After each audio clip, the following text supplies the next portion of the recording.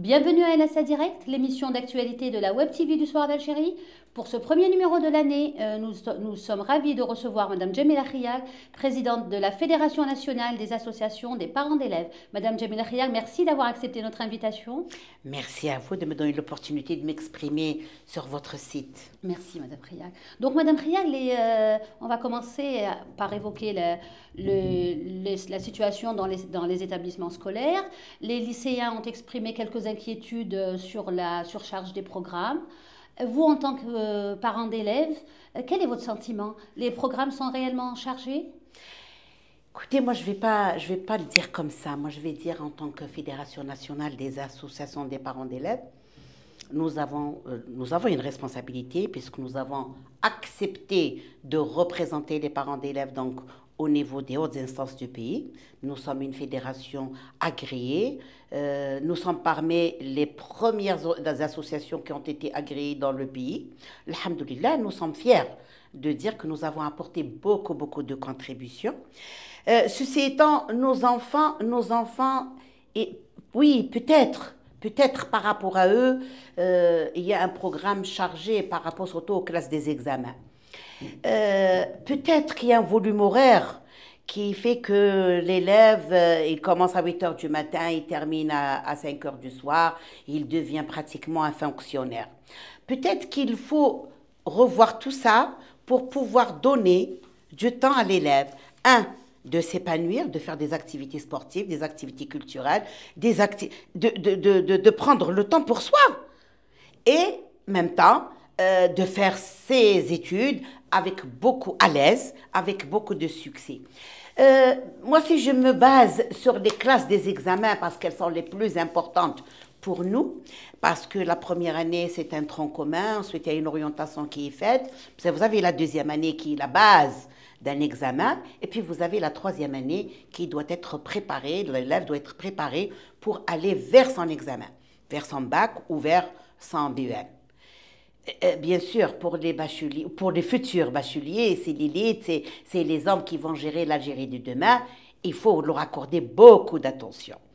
Et pour ce faire, nous, en tant que Fédération nationale des associations de parents d'élèves, nous avons fait beaucoup de propositions. On s'est rendu compte que 5 jours d'examen, c'était 5 jours vraiment intenses, très difficiles, et pour la famille et pour l'élève. Nous avons fait des propositions pour intégrer, par exemple, comment on appelle ça, la carte, comment on appelle ça, en arabe on dit de synthèse. Oui, la fiche de synthèse. Oui. La fiche de synthèse pour que d'abord, pour lutter contre l'absentéisme, de 2, pour obliger l'élève à rester en classe jusqu'à la fin du 3e trimestre, parce qu'on sait tous que le 2e trimestre, des fois au milieu du 2e trimestre, les enfants quittent les bancs d'école pour aller travailler seul ou aller vers des cours particuliers.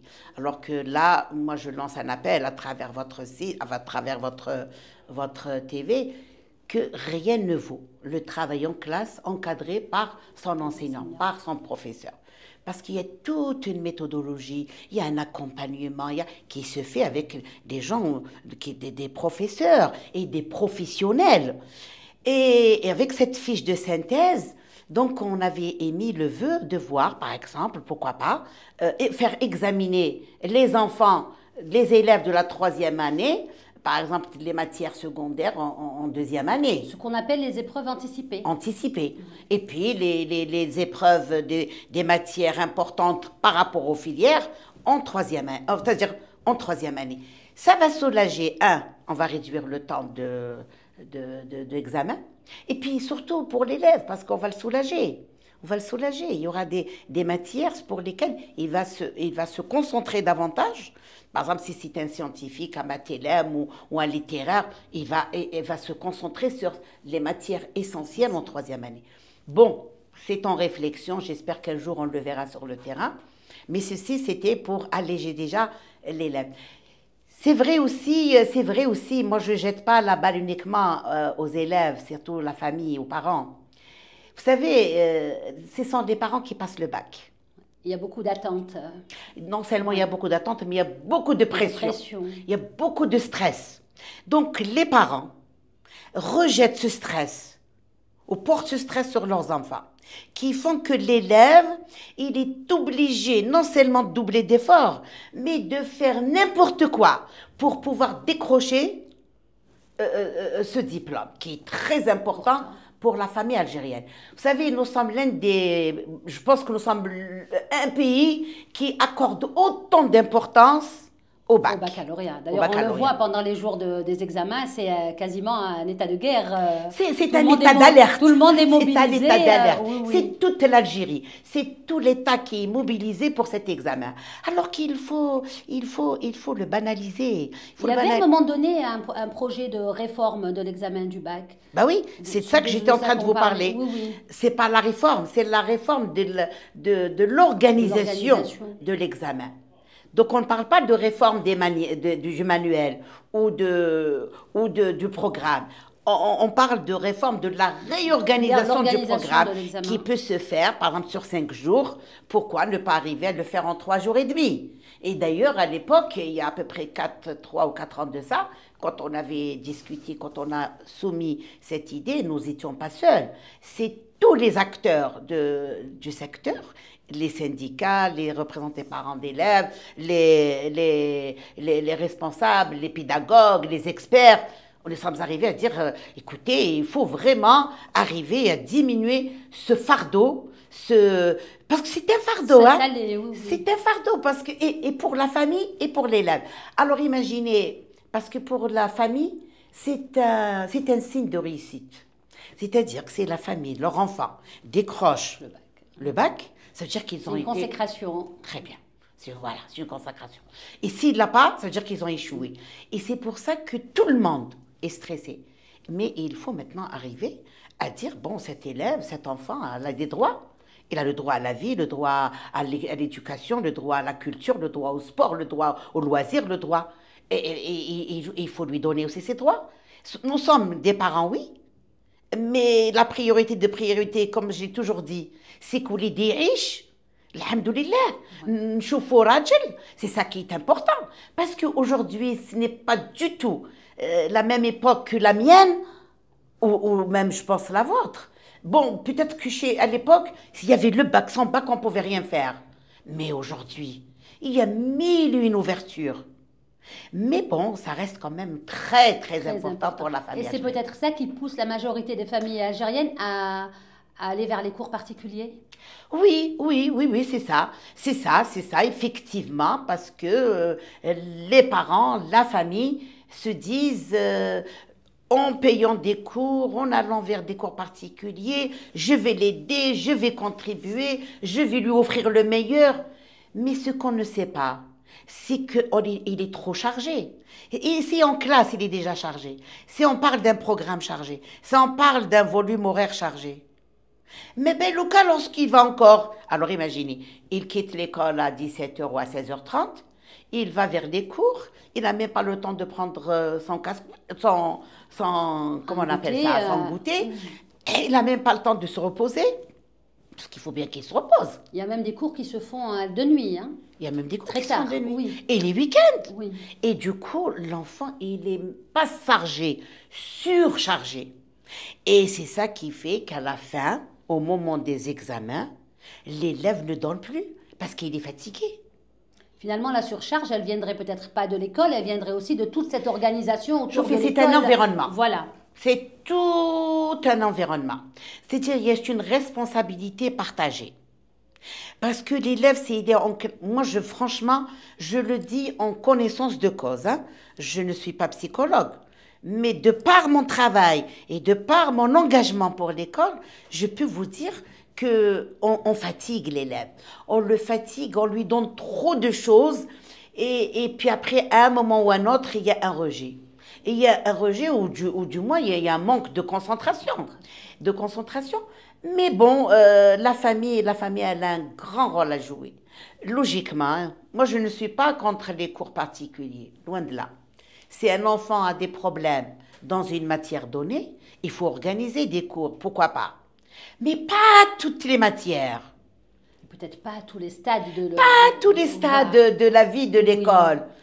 Pas au primaire. Non, Quand du même, tout. On voit bien des enfants du tout. primaire aller à des cours particuliers. C'est tout. Donc ça Et veut dire... sans compter, Madame Priya, les conditions dans lesquelles se déroulent très souvent les cours. Oui, oui, oui, malheureusement pour nous, malheureusement pour nous, par moments on voit des garages, par moments on voit des endroits qui ne sont pas sécurisés, il n'y a aucune condition qui est offerte, mais bon, j'espère qu'un jour ou l'autre les parents prendront conscience, ils verront que finalement l'enfant il a besoin, vous savez, l'élève il a besoin d'être rassuré, mais il a besoin aussi qu'on lui fasse confiance. Oui. Nos enfants ne sont pas, excusez-moi du terme, ils ne sont pas bêtes. Ils sont très intelligents. Parce qu'ils nous l'ont démontré plusieurs fois. Ils nous l'ont démontré et par moments, par leur comportement, ils nous donnent à nous, adultes, des leçons. Nos enfants, ils ont besoin d'être... C'est vrai, il faut qu'ils soient encadrés, c'est normal. C'est un élève, c'est un enfant. Un enfant, il a besoin d'être orienté, mais d'une façon subtile, d'une façon correcte. Mais il faut lui faire confiance. Oui. Un enfant de terminale, c'est un petit jeune homme. Et c'est vrai qu'il est toujours adolescent, mais il est quand même, il comprend. Il faut leur expliquer, il faut discuter, il faut partager. Oui. Et puis les parents, ils doivent se dire une chose, c'est pas une fin en soi. Si mon enfant n'a pas son examen cette année, il peut l'avoir l'année prochaine. Et puis, si mon enfant n'a pas eu son bac, il peut s'inscrire ailleurs et faire des études beaucoup plus importantes et réussir dans sa vie. Nous avons vu. Tout à fait. Nous avons vu des cas, nous avons vu des exemples. Mais, je vous le dis, ce n'est pas non plus la faute aux parents. Ce n'est pas la faute aux enfants. Peut-être que c'est un environnement. C'est tout l'environnement. C'est tout l'environnement parce que je vais vous dire une chose, et ce qui me fait plaisir, hein, ce qui me fait plaisir parce que je me dis toujours, ça veut dire que la famille aujourd'hui, elle est consciente qu'il faut faire des études. Oui. Elle est consciente qu'il faut faire des études, elle est consciente qu'il faut donner les moyens, elle est consciente qu'il faut accompagner l'élève, mais pas trop de stress. Même si j'aime mon enfant, je veux qu'il réussisse, parce que entre les voisins, entre la famille, bon, c'est bien de se vanter, de dire oui, les Jabal Bac avec une bonne moyenne et tout. Mais bon, il faut se dire aussi que mon enfant, s'il est en bonne santé, s'il travaille bien, s'il est moyen, parce qu'il faut rester moyen. Un élève qui est moyen, qui travaille d'une façon régulière, forcément, il réussit. C'est lorsqu'il n'y a pas de planning, il n'y a pas d'accompagnement, il n'y a pas une méthodologie de travail qui fait que l'enfant, par moment, il glisse. Pourquoi? Parce que nos enfants, ils quittent l'école, je parle de la classe de terminale, très tôt, alors que leurs enseignants, ils ont toute une feuille de route. Ils ont toute une méthodologie à leur expliquer. C'est un accompagnement avec un pédagogue.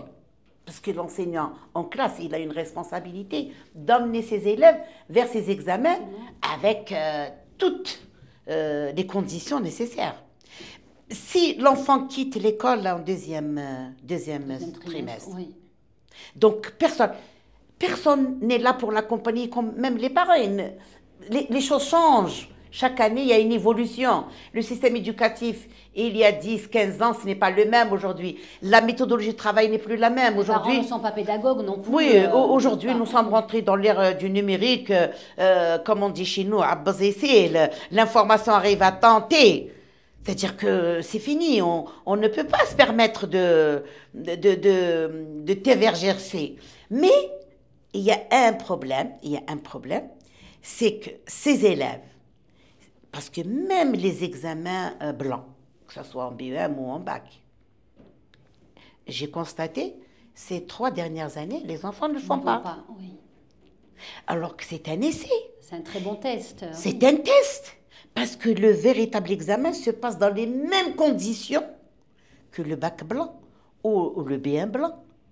Donc l'enfant, c'est là où il va juger, il va, contrôler et son stress, gérer son temps, voir quelle est la méthode la plus efficace pour répondre, pour lire ces sujets, pour choisir un sujet.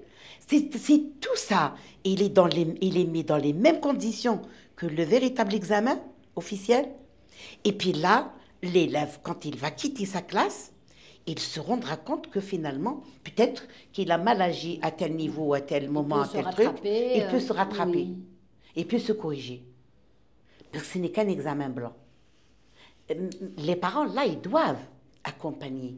Ils doivent.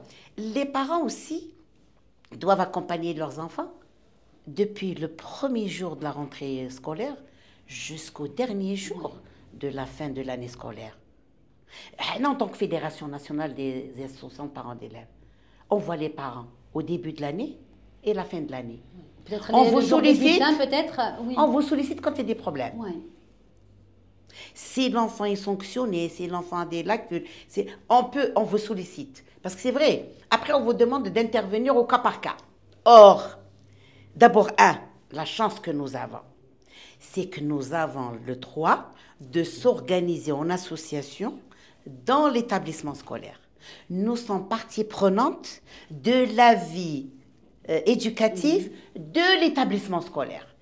Alors, imaginez que vous êtes là.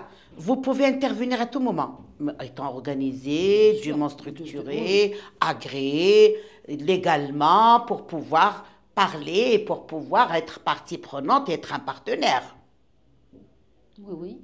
Et quand vous êtes partenaire, vous savez à quel moment vous devez agir. Vous savez s'il y a un manque d'enseignants.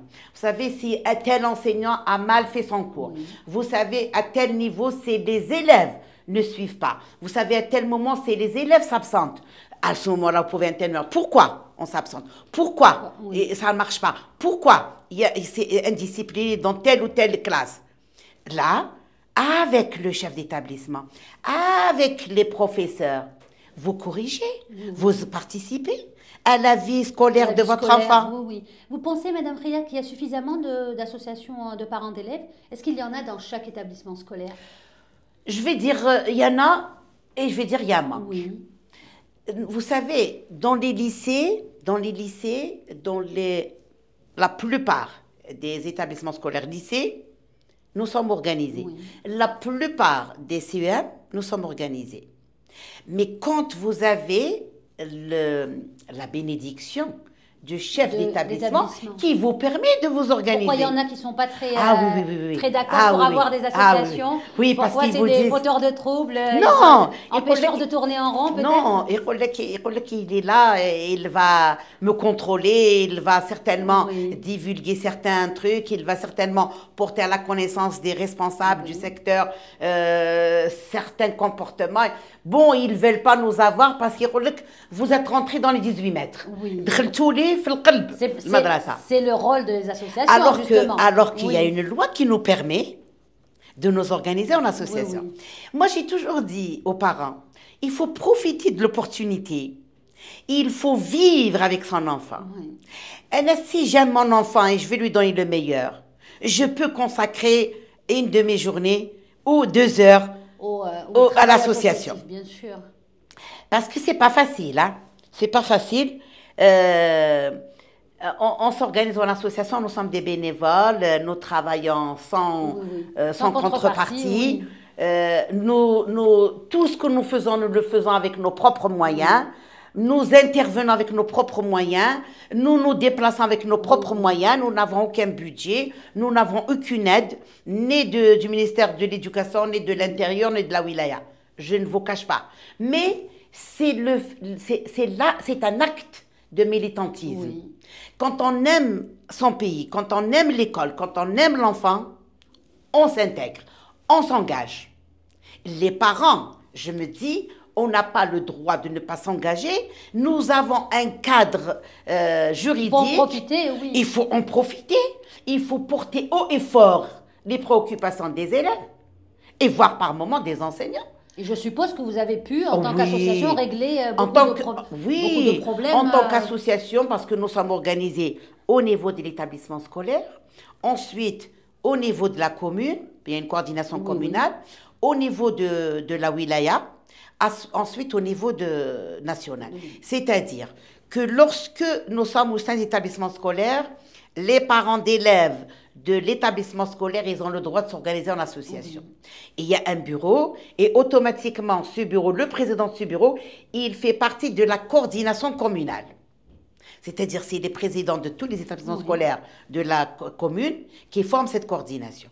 Ensuite, les coordinateurs, le président de la coordination communale, c'est eux qui vont former le bureau de la wilaya ou de la fédération de wilaya. Ensuite, les présidents du bureau de wilaya, c'est eux qui vont former la fédération nationale, si vous voulez, le bureau national. Oui, bien sûr. Et c'est comme ça, Madame Kriak, je suppose, que les problèmes de la base remontent vers vous et que vous faites des interventions pour essayer de les régler. Tout à fait. C'est-à-dire qu'au niveau de l'établissement scolaire, il y a déjà, dans les établissements scolaires où nous sommes, où nous existons, nous discutons directement, l'association discute directement avec le chef d'établissement. Le chef d'établissement, il faut savoir aussi que l'école primaire, elle est gérée par, pas gérée, je veux dire, sur le plan équipement, sur le plan intervention, par la commune. Tout ce qui est cantine, tout ce qui est transport, tout ce qui est équipement, tout ce qui est table, tout ce qui est sèche, tout ce qui est chauffage, c'est la commune. Sur le plan pédagogique, l'enseignant, le programme, etc., c'est le ministère de l'Éducation. Donc, c'est à cheval. C'est à cheval entre deux secteurs. Là, nous avons beaucoup de problèmes. Et, en général, le plus gros des problèmes qui remontent, ça a trait aux équipements, au volet pédagogique. Le volet pédagogique, pas beaucoup. Oui. C'est beaucoup plus les équipements. Beaucoup plus, par exemple, l'espace, par exemple, la cantine scolaire, le transport scolaire, la vétusté des établissements scolaires. C'est tout ça qui fait un moment qui nous pose énormément de problèmes. Oui. Ensuite, nous avons au niveau de... Et il y a la double vacation, il ne faut pas l'oublier. Il ne faut pas l'oublier. Quand vous n'avez pas d'infrastructure pour recevoir les élèves, pour les mettre à l'aise, il y a la surcharge aussi. Il y a la surcharge. Vous avez une classe qui tourne avec 50, voire parfois jusqu'à 60. Et vous avez des établissements qui tournent à double vacation. Donc là aussi se pose énormément de problèmes. Donc, c'est-à-dire, à chaque fois, il faut trouver des solutions. Il faut trouver des solutions, il faut aller vers des annexes, il faut aller vers... Et quand vous avez un enseignant qui tourne avec une cinquantaine, 45, 50 élèves, c'est pas non plus évident pour lui. C'est fatigant. C'est-à-dire que l'enseignant, il ne donne que ce qu'il peut donner. Mais à un moment donné, il ne peut pas être derrière chaque enfant. Alors que la norme aurait voulu au moins qu'on ait 30 élèves par classe. Normalement, c'est 25. Mais allez, 30 élèves. À que l'enseignant puisse gérer sa classe. Et il y a la formation des formateurs ici qui fait défaut. Parce que là aussi, ça remonte. Parce que vous avez des enseignants fraîchement diplômés et qui arrivent, qui ne maîtrisent pas la classe et qui n'arrivent pas à gérer sa classe. Forcément, vous avez des enfants, vous avez des élèves qui vont devenir des perturbateurs et par moments, donc, le cours se passe mal. Et ça aide, ça pousse les parents à aller vers des cours particuliers. Parce qu'ils disent, bon, j'ai un problème en classe, ils sont en surcharge ou alors c'est une double vacation, je vais aller vers des cours particuliers. Bon, quelque part, je me dis, les parents, ils sont soucieux. Oui, soucieux. Donc là, que je vais donner le meilleur pour mon enfant. Je vais lui garantir sa réussite. Bon, mais il y a des faits contraires. Parce que l'enfant, quand il est trop chargé aussi... Ça influe une fatigue. Sur sa santé morale, sa santé mentale, sa santé physique, sa santé, il est fatigué. Puis après, à un moment donné, on voit par exemple lors des évaluations, il ne donne pas. Toutes ces préoccupations, Madame Kriak, vous les remontez après à votre tour au ministère de l'Éducation. Oui, mais bon, ils sont gérés au niveau du classement scolaire. Oui. Si avec le chef d'établissement scolaire, ils arrivent à régler le problème, tant mieux. S'ils n'arrivent pas, ils vont arriver vers la wilaya. À ce moment-là, c'est le directeur d'éducation. Et par voie, voir le wali. Oui. Donc, ils interviennent, ils essayent de trouver, etc. Maintenant, s'il n'y a pas de solution, ils remontent au bureau national et là, on le traite directement avec le ministre de l'Éducation nationale. Que vous avez récemment rencontré. Oui. D'ailleurs, on l'a rencontré lors de son installation et on l'a rencontré donc à la veille, il y a quelques jours, il y a 2 ou 3 jours, Oui. par rapport donc aux petits événements qu'il y a eu avec nos enfants. Bon, alhamdoulilah, Oui. aujourd'hui d'ailleurs, je tiens à les remercier, je tiens à les féliciter pour le comportement responsable qu'ils ont eu. Parce que franchement, ils étaient adorables, ils n'ont pas cassé, ils n'ont pas, tant mieux. Oui. C'est Et ça. à son tour, le ministre de l'Éducation a remercié la famille de l'Éducation Ah oui, oui, oui, pour oui. sa Et mobilisation. croyez-moi, et c'est ça qui fait la force d'un Oui. pays, hein. Dès qu'il y a eu le mouvement, c'est tous les acteurs de l'éducation nationale qui sont retrouvés. Bon, il fallait suivre, il fallait écouter nos enfants, il fallait. Nous, en tant que fédération et nos collègues, hein, parce qu'on n'est pas seuls, je Oui. vous ai dit, il y a des syndicats, il y a des organisations. Nous avons vite relevé donc les doléances de nos enfants. Nous les avons portées à la connaissance de Monsieur le ministre.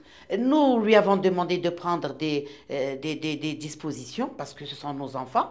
Et puis, je vous ai dit tout à l'heure, Oui. ce sont nos enfants. Et c'est l'avenir de l'Algérie, qu'on le veuille ou non. Et donc le Haq, il a été très à l'écoute.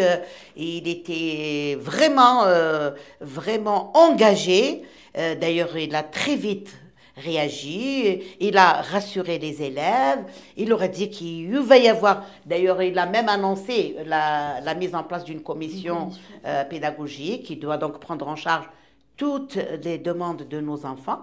Bon, il parle de surcharge, il parle du volume horaire, il parle, donc le ministre très sensible. À nous-mêmes, il nous a rassurés. Nous avons aussi été voir, nous avons eu une rencontre avec la commission éducation du Parlement, Oui. de l'APN. Ça a duré quand même des bonnes heures. Vous avez parlé d'eux, Ah de oui, l'école nous en avons général. nous avons discuté de l'ensemble des difficultés que nous puissions rencontrer sur le terrain. Entre autres, hein, parce qu'entre autres, nos enfants, c'est une occasion pour soulever d'autres petits trucs qu'il faut absolument corriger, revoir, etc. De toute façon, le débat sur l'école, il ne se Bah oui, terminera jamais. surtout par exemple oui. les infrastructures, parce qu'il y a un programme immense de construction, mais malheureusement, nous avons tout le temps du retard pour la réception. Parce que si on avait réceptionné tous les programmes qui étaient inscrits dans le cadre de la réalisation, nos enfants auraient travaillé et ils seraient 25, voire 28 en classe. Malheureusement, c'est le retard des réalisations qui font que nos enfants... Actuellement, dans beaucoup d'écoles, les classes sont qui ne sont pas encore réceptionnées. Oui, Alger, je ne parle pas des autres wilayas. Alger, vous avez la ceinture, vous avez l'ouest, vous avez l'est d'Alger. Oui. C'est vrai que le centre, il est à l'est parce que vous savez, c'est les déplacements des populations qui ont bénéficié des logements. Oui. Nous sommes contents pour eux parce que, et pourquoi pas, j'espère que tout le monde aura cette chance d'avoir un logement parce que c'est la priorité des priorités. Mais les infrastructures programmées pour recevoir les élèves ne sont pas tous réceptionnés. Oui. Et ça fait qu'il y a des retards. Donc, vous avez la ceinture, vous avez l'Est, l'Ouest, qui tournent quand même avec une surcharge. Nous avons un lycée qui tourne à double vacation. Ce qui est rare quand même dans le secondaire. À la rigueur dans le primaire ou on peut l'accepter, mais pas au lycée. Et là, moi, je l'ai soulevé, même avec le ministre et même avec la commission. Il faut absolument faire vite et pour que ces infrastructures soient réceptionnées le plus tôt possible. Pour mettre à l'aise nos enfants. Et tout ça, il ne faut pas croire que c'est facile ce que nous faisons. Moi, je vous ai dit tout à l'heure, nous sommes engagés, nous sommes des bénévoles. Et nous sommes tous des militants de l'école. Parce que nous sommes tous le produit de l'école algérienne. Et parce que nous sommes aussi, et moi, personnellement, je me dis, c'est des acquis. L'école publique, c'est quelque chose qui a été acquis pour le peuple algérien, pour les enfants d'Algérie. Oui. On ne peut pas se permettre parce que ils se sont sacrifiés 1 million et un demi-million de shahids pour que cette Algérie soit florissante, soit épanouie, soit. Et donc c'est un acquis, un droit au savoir. Et dans notre constitution aussi. C'est qu'il consacre le droit. Il consacre le droit à l'éducation. Et donc, moi, je me dis, il faut absolument préserver cet acquis, préserver ces établissements scolaires. Et c'est ça qui fait qu'aujourd'hui, je ne vous cache pas, je suis une grande militante de l'école De algérienne. l'école, oui. Voilà.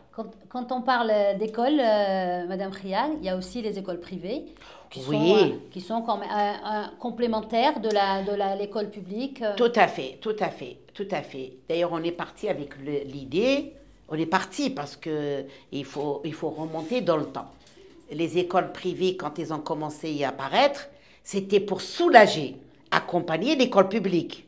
Parce que là, nous avons quand même près de 12 millions d'élèves. C'est toute une population d'oula. Oui. C'est un État. C'est-à-dire qu'on le dit, c'est facile de dire 12 millions d'élèves. Mais c'est très difficile de consacrer, de donner à chaque élève sa place pédagogique avec les établissements. Je ne fais pas dans la démagogie. Hein. Je me dis, l'État, elle a consacré beaucoup d'intérêt. Et de moyens financiers. Et des moyens financiers. Elle a engagé, c'est-à-dire elle s'est engagée dans une réforme du système éducatif. Ces derniers temps, nous avons vu l'État a accordé une attention particulière à l'école et surtout à l'école primaire, parce que l'école primaire, c'était la petite orpheline dans le temps, parce que l'école primaire n'avait pas du tout de... C'était pour moi, et je suis désolée, c'était le parent pauvre du secteur. Oui. C'est-à-dire, ils sont là, il y a un enseignant qui fait tout, y compris le sport. Oui. Alors cet enseignant lui demande on lui demande de faire des efforts énormes, des miracles, parce qu'un enseignant, il fait tout. Oui. Toutes les matières, y compris le sport, même si ce n'est pas sa vocation. On lui demande de donner le meilleur, on lui demande, bien sûr.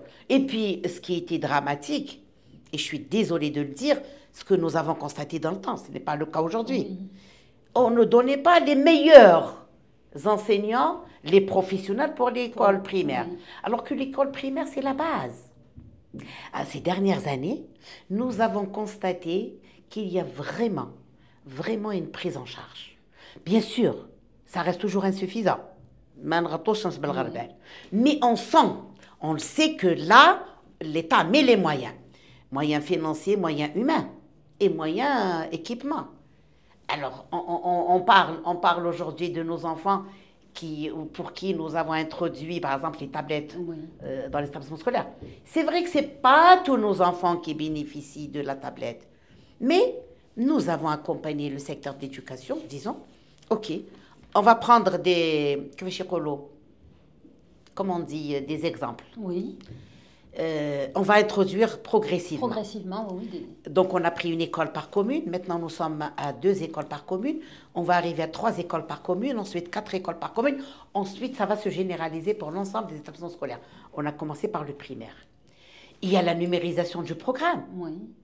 Donc, le programme, le parent à la maison, il peut de chez lui, il peut suivre le programme de son enfant.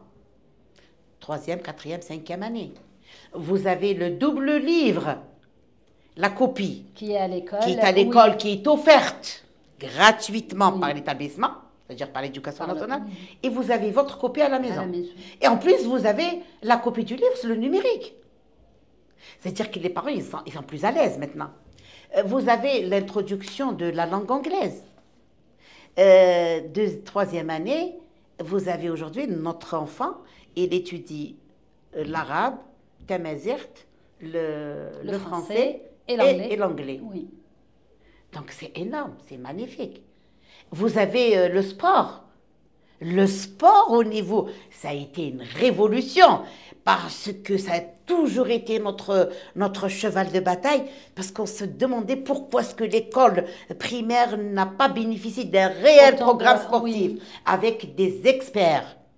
C'est la 3e année où les enfants sont accompagnés sur le plan sportif par des éducations physiques et sportives, par des enseignants spécialisés. C'est-à-dire ce sont des enseignants du profil sportif. Et tout ça, tout ça, c'est un acquis.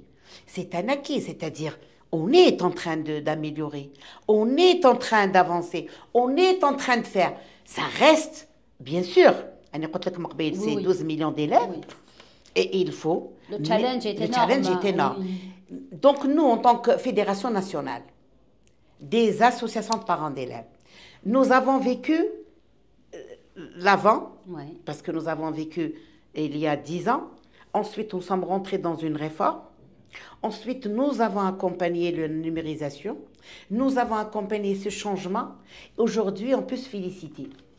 On se félicite parce que nous sommes quand même, on sent qu'il y a une prise en charge au niveau de l'école primaire, parce que l'école primaire, c'est la base et c'est les fondations. Les fondations.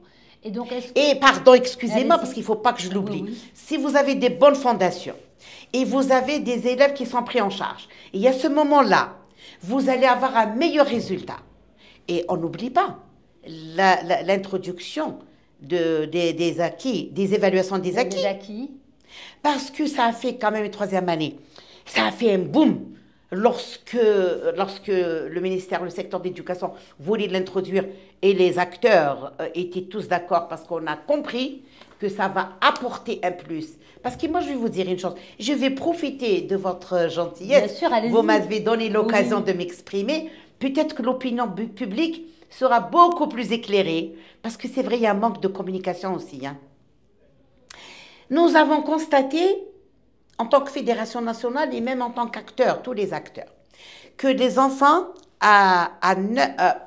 on peut dire 99,99 de nos enfants des écoles primaires, quand ils arrivent en 5e année, passent. Oui. Mais quand ils arrivent en première année moyen, Ils ont des difficultés. ils ont beaucoup de difficultés. Ça dégringole. Donc les parents se disent, d'ailleurs c'est ça, les préoccupations, ce sont les parents. J'ai des centaines de milliers de demandes des parents. Mon fils, il a vécu des 10. Mon fils, il a vécu des 9 dans telle matière et dans telle matière.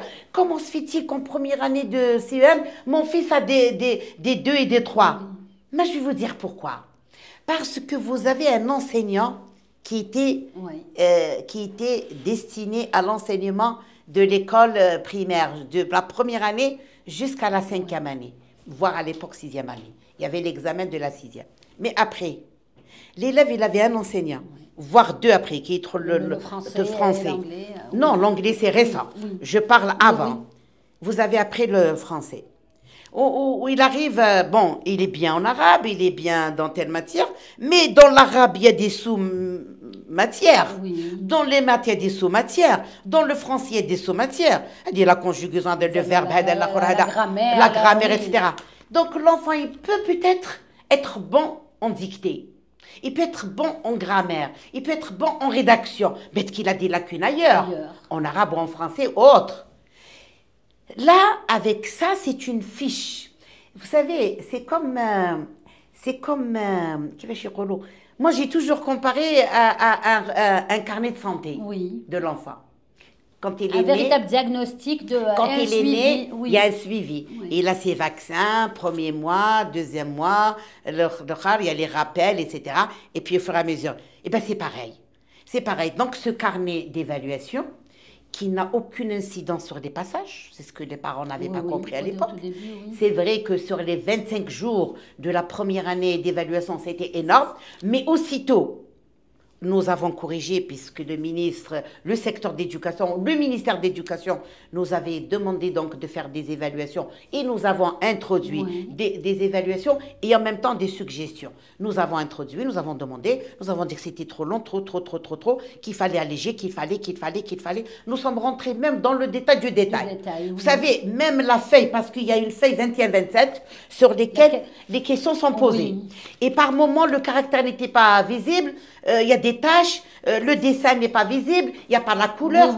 C'est vous dire que dans mon intervention, je suis rentrée dans le détail du détail. J'ai dit, comment voulez-vous que l'enfant puisse répondre si vous lui donnez, parce qu'on a choisi de faire ça sur une seule feuille. Alors, donnez-nous, d'abord allégez vos questions, et puis faites en sorte que l'élève puisse vous suivre, puisse lire et répondre à l'aise. Nous avons de 25, on est arrivé à 3 jours. Nous avons diminué des matières. Oui. C'est vrai que cette année, les enfants de 6 matières, ils vont passer à 7 parce qu'il y a l'évaluation de la langue anglaise. Langue anglaise, oui. Parce qu'il y a 3 ans Oui, maintenant, oui. donc elle est arrivée en C'est la 5e année. première, oui. C'est la première fois. Mais cette évaluation, elle va permettre aux parents d'avoir un livret de santé scolaire. Voilà. Et puis, dans le détail, il est dit, c'est des appréciations. Ce n'est pas des notes. Oui, oui. قال مثلا التلميذ محتاج إلى par exemple le niveau il faut faire une révision. Oui. Il y a un accompagnement, il y a une remédiation, il y a des mises à niveau. Ça, cette fiche, elle va accompagner l'élève. D'abord une copie pour le parent, une copie pour l'école, Oui. c'est-à-dire pour le CEM, dans lequel il va faire sa première année. Il arrive. Je vous ai dit tout à l'heure, il y avait un enseignant, 2, voire 3 maintenant avec l'anglais. Mais quand il arrive au CEM, il y a plus de 7 enseignants. Oui. enseignants. Et puis chacun sa matière. Ce n'est plus l'enseignant du primaire qui accompagne l'élève de la première année jusqu'à la 5e année. Oui. Il connaît très bien l'élève, il connaît ses insuffisances, ses difficultés, ses bienfaits, etc. Là, l'enseignant, il ne peut pas suivre chaque élève avec cette fiche. Il faut se référer à la fiche, oui. Il se réfère à la fiche. Ah, le prof de maths, il a des difficultés dans tel truc. OK. Donc, il regroupe les élèves qui ont les mêmes lacunes. Il doit faire, dans le premier trimestre de sa scolarisation et de son passage au CEM, une remise à niveau, une remédiation, pour le mettre à niveau avec l'ensemble des élèves de la classe. Et là, il démarre après le programme avec ses camarades.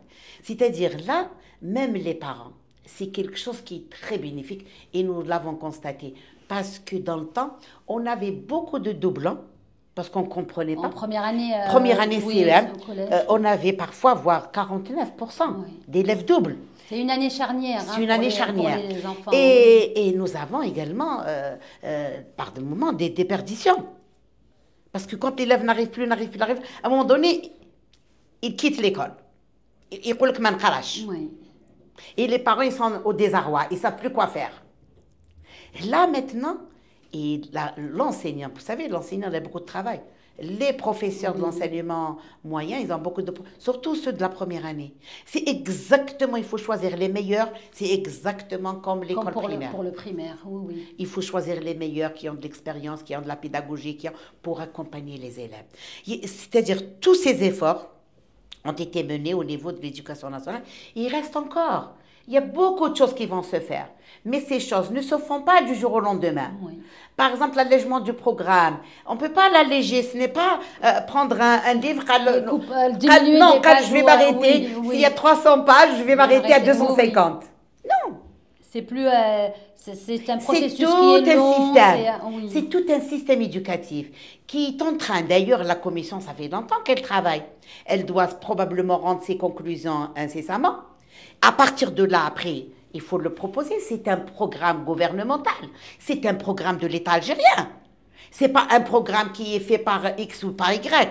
C'est l'Algérie. C'est comme vous. Vous avez un éditorial. C'est votre ligne de conduite. Ben, c'est pareil. L'éducation, c'est pareil. Donc, en revenant à l'école primaire, parce que je n'avais pas fini l'école primaire, plutôt l'école publique, l'école privée, pardon. Donc, elle vient pour alléger, accompagner l'école. Et puis, les dernières années, il y a eu quand même un bon contrôle, il y a eu quand même des cahiers des charges, il y a eu quand même beaucoup d'écoles se sont inscrites maintenant pour aller dans le même sens que l'école publique. Mais les années précédentes, on avait des difficultés. D'abord, on n'avait pas moyen de contrôle, on avait des difficultés à s'organiser en association. On a beaucoup de difficultés à s'organiser. C'est incroyable, mais vrai. Les parents... C'est une réticence, c'est un non catégorique. C'est-à-dire, moi, je ne peux pas rentrer dans une école privée si les parents de l'école privée ne me saisissent pas. Si les parents de l'école privée ne viennent pas vers la fédération. S'ils viennent vers la fédération, il suffit qu'ils nous fassent une lettre en disant, nous, parents, nous voulons nous organiser. Stop. Après, on prend en charge. Après, moi ou un de mes collègues, on organise l'assemblée générale, on met en place l'association, etc. Mais c'est un non catégorique. هذه الأولى. La deuxième, c'est qu'après, on s'est rendu compte qu'il y avait des programmes qui n'étaient pas les programmes algériens. Mais l'enfant, il est destiné à l'enseignement algérien. Il est destiné à son pays. Ah, voilà, oui. Maintenant, si vous voulez faire un autre programme ou développer d'autres langues, c'est pas interdit. Oui. Vous pouvez le faire, mais en dehors. Faites d'abord le programme National. Ensuite, faites ce que vous voulez faire, il n'y a aucun problème. Donc, le parent, il paye un argent fou et pourtant, il ne peut pas s'organiser en association. Ni peut-être avoir un droit de regard sur ce qui se fait à l'intérieur de l'école. Et pourtant, vous payez. Oui. Alors que dans l'école publique, c'est gratuit et croyez-moi, nous sommes vraiment introduits. Hein? Oui. Et on parle. Hein? On assiste dans tous les conseils, on est partie prenante dans tous les conseils, on est même dans le conseil pédagogique, on est même dans le conseil du manuel scolaire. C'est vous dire qu'on est là. Alors que l'école privée, on ne peut pas l'organiser. Une citadelle. Là, ces dernières années, et ça quand même beaucoup d'écoles se sont inscrits, beaucoup d'écoles donc se sont très vite adaptées, ils ont appliqué le cahier des charges. Sur cette base, on commence à avoir une amélioration. J'espère qu'on aura aussi l'amélioration dans le cadre de l'organisation de l'association parallèle d'élèves. Eh bien, c'est tout le mal qu'on vous souhaite, Madame Riac. On vous remercie d'avoir accepté notre invitation. Merci à vous. Merci de m'avoir donné la parole. Merci de m'avoir laissé m'exprimer et donner toutes ces informations. Merci à vous, Madame Riac. Quant à nous, on se retrouvera la semaine prochaine avec un nouvel invité. Merci.